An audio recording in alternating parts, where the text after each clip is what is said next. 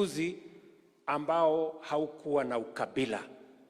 Na pia nataka niwashukuru Wakenya wote kwamba tulifanya uchaguzi na tukachaguana tukielewa ya kwamba tunachagua viongozi na tunachagua viongozi ya taifa letu la Kenya. Asanteni sana.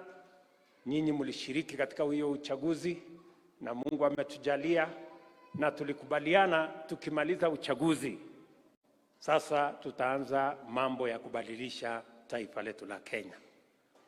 Asanteni sana kwa kutushikilia, na sasa tumeanza kupanga ile taratibu ambayo itabadilisha taifa letu la Kenya. Pale mbeleni mnakumbuka niliwaeleza ya kwamba watu wengi wanahangaika wakitafuta pesa kidogo kwa fuliza, unalipishwa 360%.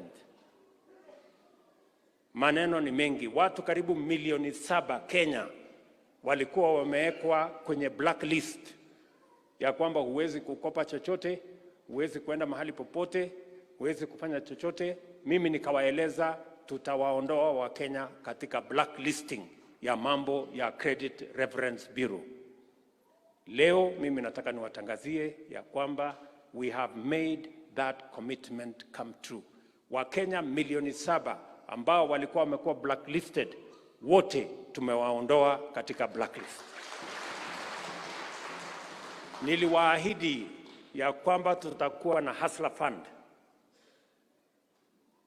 na ndani ya miezi 3 ya kwanza tukawa na hustler fund. Hapa Nakuru nyinyi ndio mko mbele zaidi kwa mambo ya hustler fund. Na mimi kwa kaunti zote za Kenya, kaunti ya Nakuru ni kaunti namba 3 kwa wale watu wamechukua pesa ya hustler fund. Watu 850 wamechukua pesa wa kutoka Nakuru County, wako na pesa ya hustler fund kwa mifuko yao na kwa masimu yao.